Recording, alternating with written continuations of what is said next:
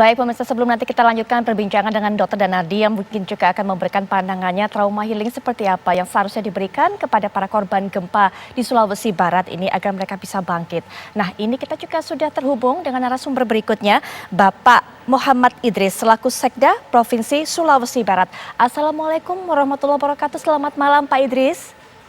Selamat malam, Assalamualaikum warahmatullahi wabarakatuh. Baik, Pak Idris, tadi kami sempat berbincang-bincang Pak dengan salah satu warga, yaitu merupakan warga Majene yang terdampak gempa, kemudian pindah untuk bisa ada di pengungsian di Polewali Mandar dan juga menceritakan ini bagaimana yang dihadapi oleh warga yang ada di kampungnya. Mungkin ini juga kami tanyakan Pak, ini adalah bagaimana Pak untuk perbaikan dari rumah warga. Karena kalau tadi Pak Basudin berkata bahwa saat ini sudah dalam fase pendataan Pak. Nah ini memerlukan waktu berapa lama, tahapan apa saja yang harus dilalui oleh warga tersebut?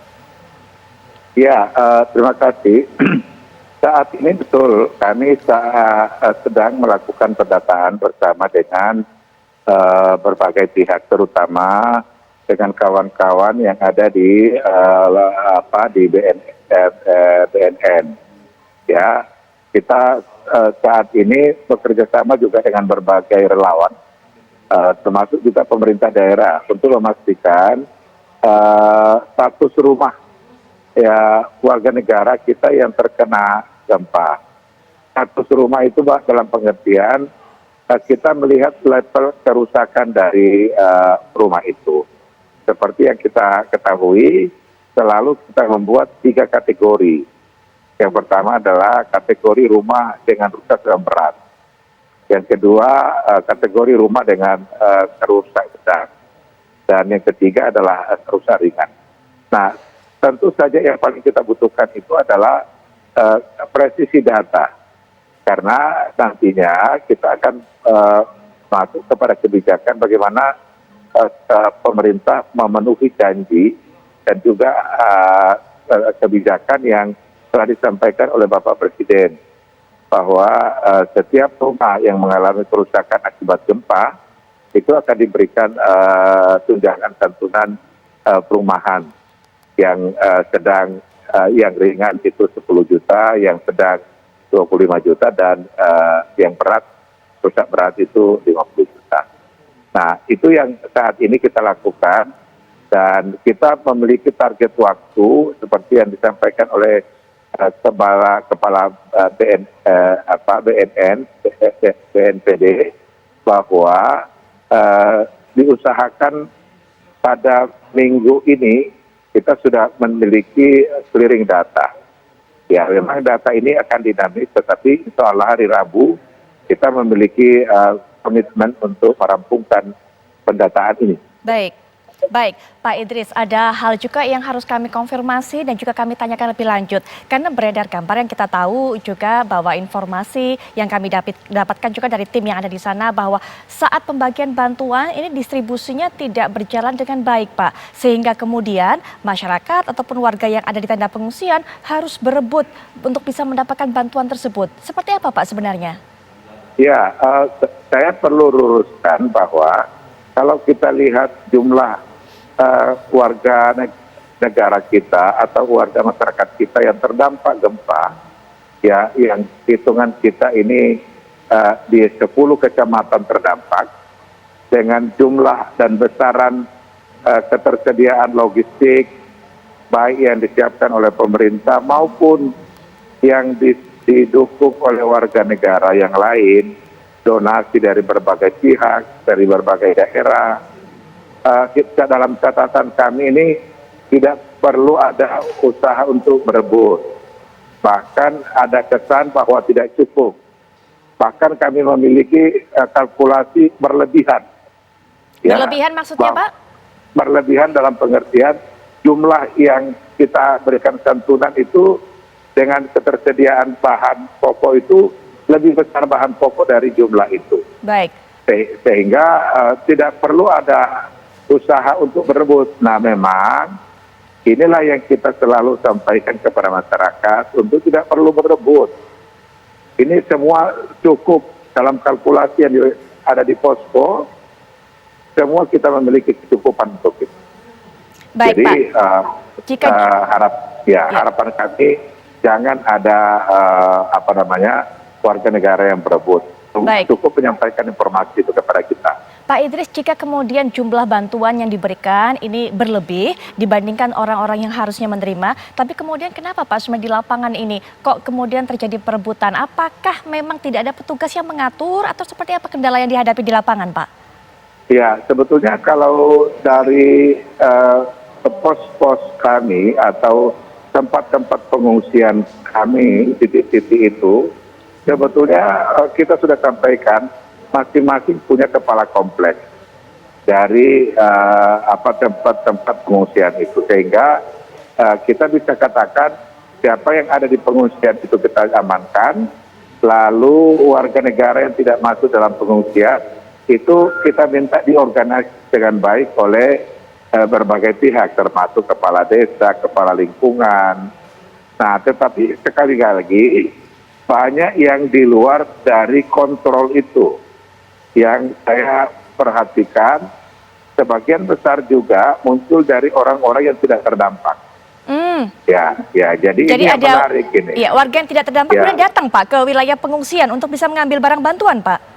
Ya, jadi memang kita tidak bisa melakukan pendataan saat itu karena rata-rata yang datang dengan berkendaraan bermotor, tiba-tiba ikut bergabung dengan kawan-kawan yang biasanya melakukan penerimaan sembako itu, dan tidak ada lagi screening KTP, KK dan segala macam, sehingga bisa saja ada warga kita yang tanda kutip memanfaatkan situasi seperti itu. Baik, tidak ada. Ini yang kita sayangkan. Iya, tidak ada petugas Pak yang ditugaskan untuk bisa menjaga termasuk memberikan pengawasan untuk bisa membantu para kepala kelompoknya itu sehingga tidak ada warga yang tidak berkepentingan malah mengambil keuntungan dari pembagian bantuan, Pak.